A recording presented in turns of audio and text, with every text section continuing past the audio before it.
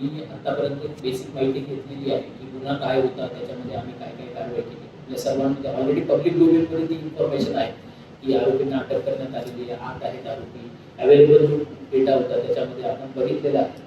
तर अशा प्रकारच्या ज्या घटना आहेत त्या जनरली आजकाल असं दिसून येत आहे, जे मायनर आहेत किंवा नाबालिक आहेत त्यांच्यामध्ये अशा प्रकारच्या घटना होताना दिसत आहेत.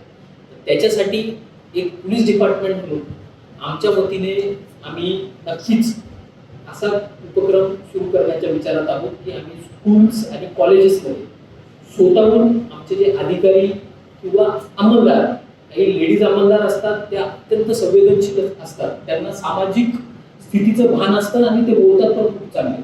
असे आम्ही आयडेंटिफाय करणार आणि त्या पोलीस स्टेशनच्या हद्दीत स्कूल आणि कॉलेजेसमध्ये जाऊन जास्तीत जास्त जनजागृती याच्याबद्दल कशी करता येईल.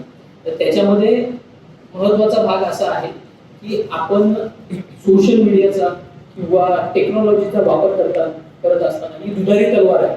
याचे जेवढे चांगले फायदे आपल्याला आहेत तेवढे तोटे पण आहेत. तर ते लहान मुलांपर्यंत कसं पोहोचवता येईल, तसंच आपण त्या वयात गुड टच, बॅड टच असेल किंवा आपण अल्पवयीन असताना आपल्याला कुणी इन्फ्लुएन्स करून आपल्यासोबत काय चुकीच्या गोष्टी होऊ शकतात हे आपण बिफोर हँड जर या लहान मुलांपर्यंत किंवा महाविद्यालयात जाणाऱ्या मायनर मुलांपर्यंत जर पोहोचवलं तर नक्कीच त्याचा आपल्याला एक सकारात्मक फायदा ओव्हरऑल पोलिसिंगसाठी होईल आणि ते अल्टिमेटली आमचेच गुन्हे दाखल करण्याचं प्रमाण कमी होणार आहे.